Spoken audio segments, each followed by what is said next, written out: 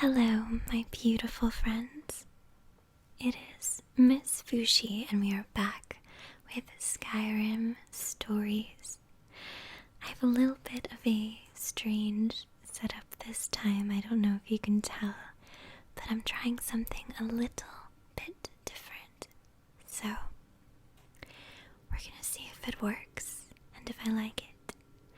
The train has been going around an unusual number of times tonight, and it is awful and I hate it, but I will do my best to edit it out. But if you hear a train, just pretend we are reading a modded Skyrim story with trains. We can pretend. Alright, so where we last left off, we had finished the part 2. We are now on to the part 3 of the adventure. So, let's go ahead and get started. Part 3.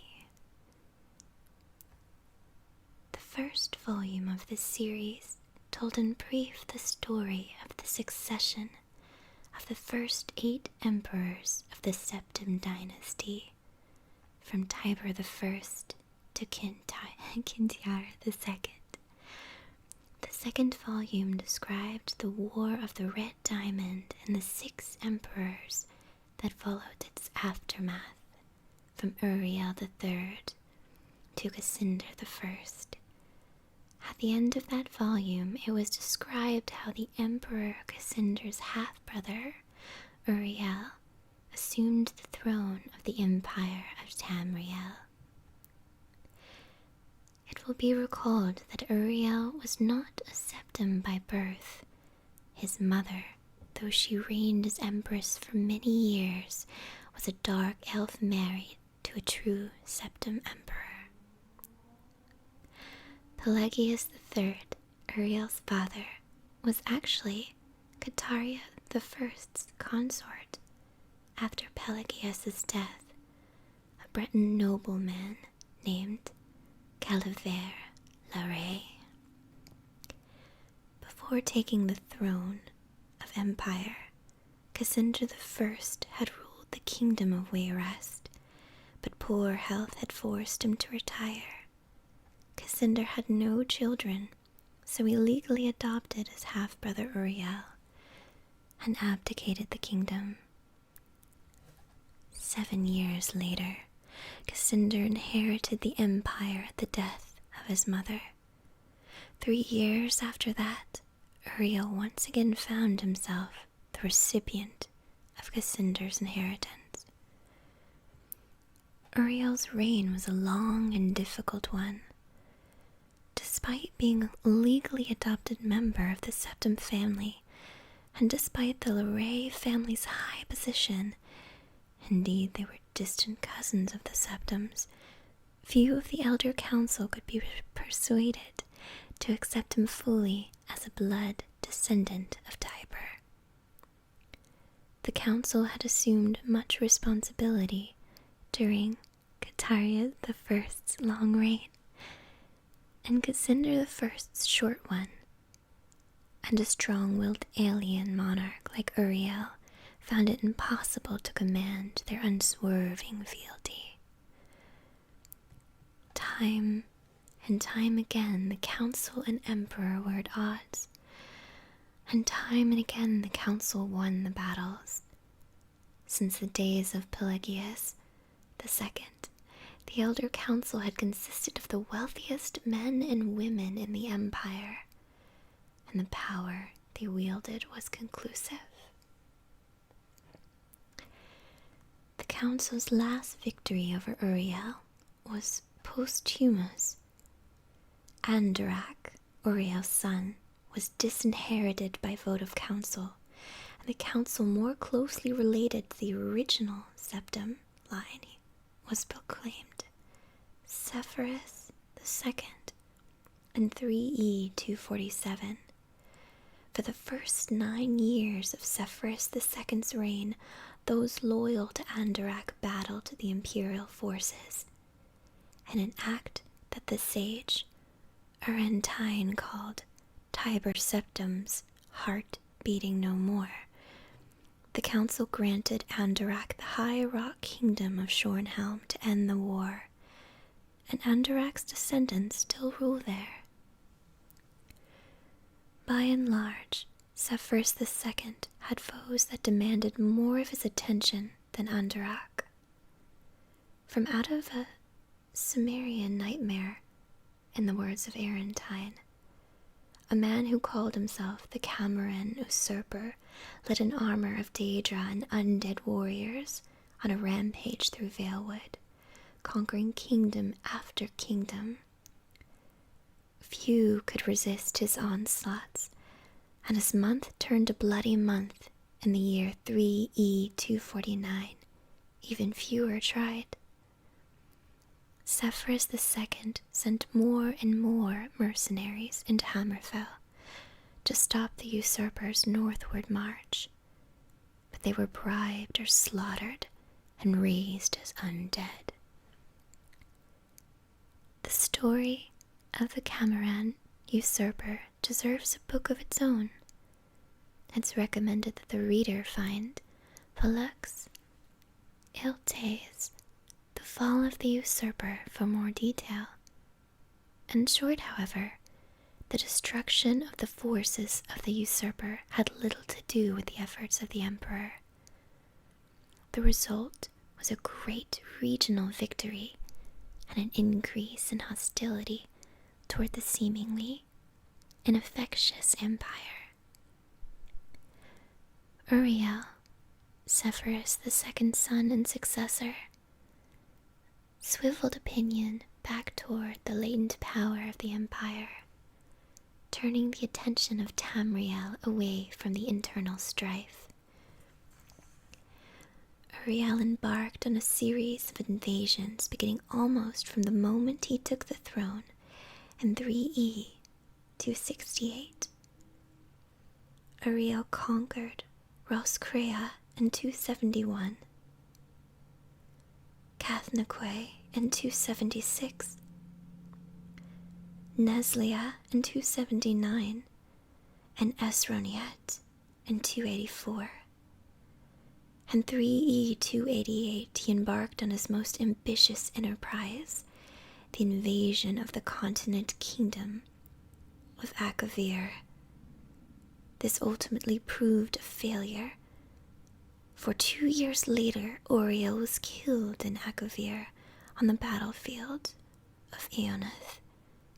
Nevertheless, Uriel holds a reputation second only to Tiber as one of the 2 great warrior emperors of Tamriel.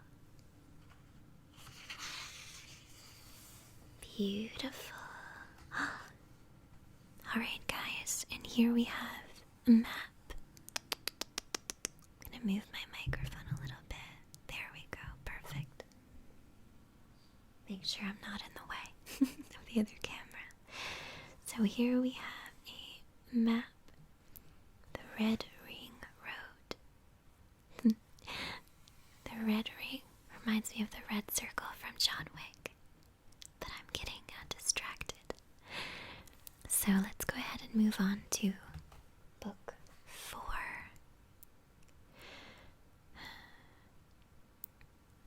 The first book of this series described in brief the first 8 emperors of the Septim dynasty, beginning with Tiber I. The second volume described the War of Red Diamond and the 6 emperors who followed. The third volume described the troubles of the next 3 emperors, the frustrated Uriel, the ineffectual Sepphoris, and the heroic Uriel the 5th. On Uriel the 5th's death, across the sea in distant, hostile Akavir, Uriel the 4th was but 5 years old. I think I said that wrong. Oops. Uriel was but 5 years old, guys. In fact, Uriel was born only shortly before his father left for Akavir. Uriel the 5th's only other progeny by a morganatic alliance were the twins, Morahatha and Eloisa, who had been born a month after Uriel V left. The younger Uriel was crowned in the 290th year of the Third Era. The imperial consort, Thonica, as the boy's mother, was given a restricted regency until he reached his majority. The Elder Council retained the real power, as they had ever since the days of Guitaria I. The council so enjoyed its limited and unrestricted freedom to promulgate laws and generate profits that the young Uriel was not given full license to rule until 307. Then he was already 22 years old. He had been slowly assuming positions of responsibility for years, but both the council and his mother, who enjoyed even her limited regency, were loath to hand over the reins. By the time he came to the throne, the mechanisms of government gave him little power except for that of the imperial veto. This power, however, he regularly and vigorously exercised. By 313, Uriel could boast with conviction that he truly did rule Tamriel. He utilized defunct spy networks and guard units to bully and coerce the difficult members of the Elder Council. His half-sister, Morahatha, was, not surprisingly, his staunchest ally, especially after her marriage to Baron Ulf Gerson of Winterhold brought her considerable wealth and influence. As the sage, Urgerich said, Uriel V conquered Esronian, but his son conquered the Elder Council. When Uriel fell off a horse and could not be resuscitated by the finest imperial healers, his beloved sister, Morahatha, took up the imperial tiara. At 25 years of age, she had been described by admittedly self-serving diplomats as the most beautiful creature in all of Tamriel. She was certainly well-learned, vivacious, athletic, and a well-practiced politician.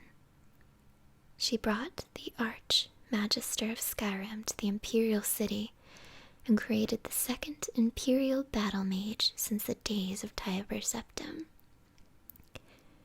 Morahatha finished the job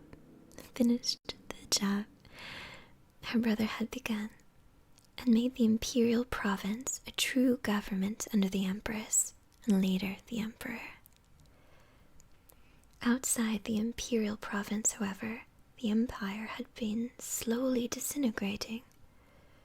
Open resolutions and civil wars had raged unchallenged since the days of her grandfather, Zephyrus II.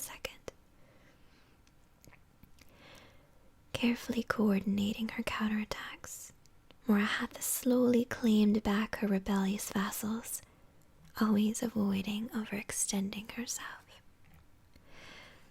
Though Morahatha's military campaigns were remarkably successful, her deliberate pace often frustrated the council. One councilman, an Argonian, who took the Colovian name of Thorocles Romus, furious at her refusal to send troops to his troubled Black Marsh, is commonly believed to have hired the assassins who claimed her life in 3E 339. Romus was summarily tried and executed, though he protested his innocence to the last. Morahatha had no surviving children, and Eloisa had died of a fever 4 years before. Eloisa's 25-year-old son, Pelagus, was thus crowned. Pelagus continued his aunt's work, slowly bringing back under his wing the radical and refractory kingdoms, duchies, and baronies of the empire. He exercised Morihatha's poise and circumspect pace in his endeavors, but alas, he did not attain our success. The kingdoms had been free of constraint for so long that even a benign imperial presence was considered arduous. Nevertheless, when Pelagus died after a notably stable and prosperous 29-year reign, Tamriel was closer to unity than it had been since the days of Uriel I. Our current emperor, his awesome and terrible majesty, Uriel Septim, son of Pelagus, had the diligence of his great-aunt Morihatha, the political skill of his great-uncle Uriel, and the military prowess of his great-grand-uncle Uriel V. For 21 years he reigned and brought justice and order to Tamriel. In the year 3E 389, however, his imperial battle mage, Yeagar Tharn, betrayed him.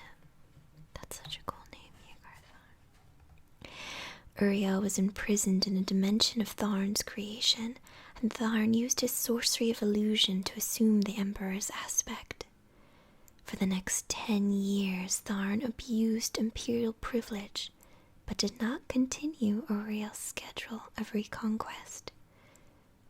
It is not yet entirely known what Tharn's goals and personal accomplishments were during the 10 years he masqueraded as liege lord. In 3E 399, an enigmatic champion defeated the battle mage in the dungeons of the imperial palace and freed Uriel from his other dimensional jail. Since his emancipation, Uriel Septim has worked diligently to renew the battles that would reunite Tamriel. Tharn's interference broke the momentum, it is true, but the years since then have proven that there is hope of a golden age of Tiber Septim's rule glorifying Tamriel once again. So, goodness gracious, a lot has happened. It seems like everyone just, betrays everyone these days. We've got some illustrations here. We have a man wielding an axe. I always get this axe in Skyrim. Got some men down here. Someone holding some sort of lance or pike. And this, for some reason, this reminds me of Dark Souls, even though I know it's Skyrim. Let's see where we are. You guys, we're on to another section. A social history of Cyrodiil? Or Cyrodiil? Either way, I know I'll say it wrong, but as the ASMR nerd says, just keep on reading and maybe no one will know. But, okay guys, well then I am going to save this section for our next video. We've got some songs in here too. The War of the First Council. There's so much stuff in this book. I hope you guys are enjoying these videos. Please do let me know if you are. And if you have any tips or anything that you notice, please let me know as well. I'm trying to do the whole binaural thing and move around the microphone. It's a little awkward, but I feel like it's kind of cool. But you let me know what you think. I could just do straight, or I can keep going around and around, because I think it's kind of cool. But you just let me know how you feel. But yes, I hope you enjoyed this. I hope you enjoyed this video. If you did, please leave a like and leave a comment down below and subscribe for more.